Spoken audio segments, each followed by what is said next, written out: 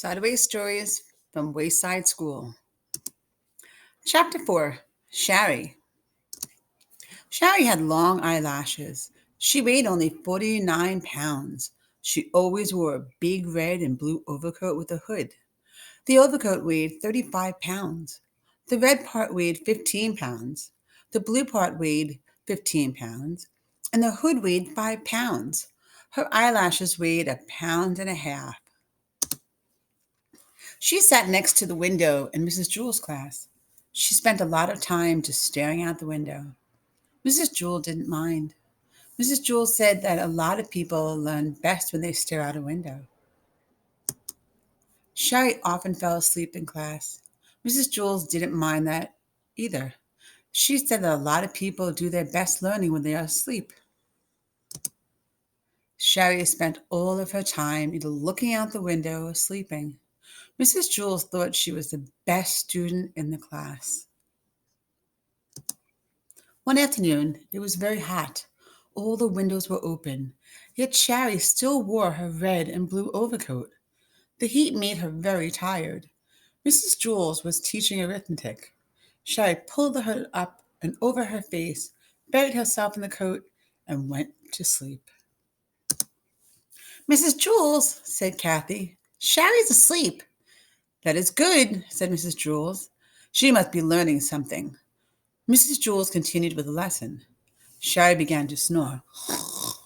"Mrs. Jewell, Shari is snoring," said Kathy. "Yes, I can hear her," said Mrs. Jewell. "She must be learning an awful lot today. I wish the rest of you could be like her."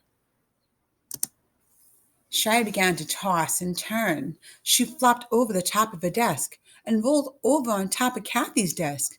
Then she rolled back the other way. Kathy screamed. Shari rolled out the window. She was still sound asleep.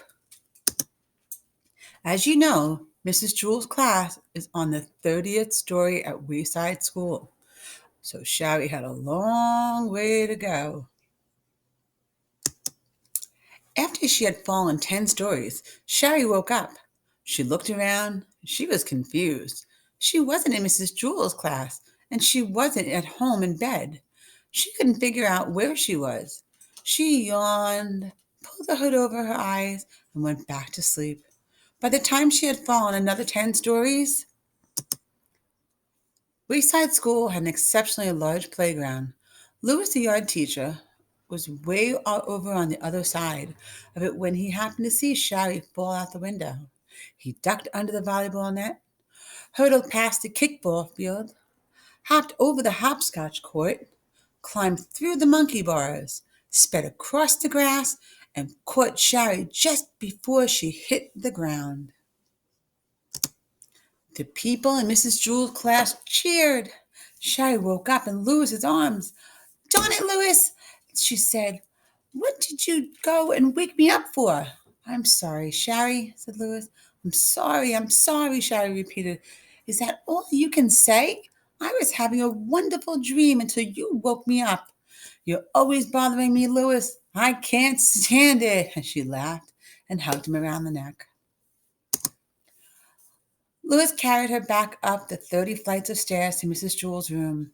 That evening, when Shari went to bed, she was unable to fall asleep. She just wasn't tired.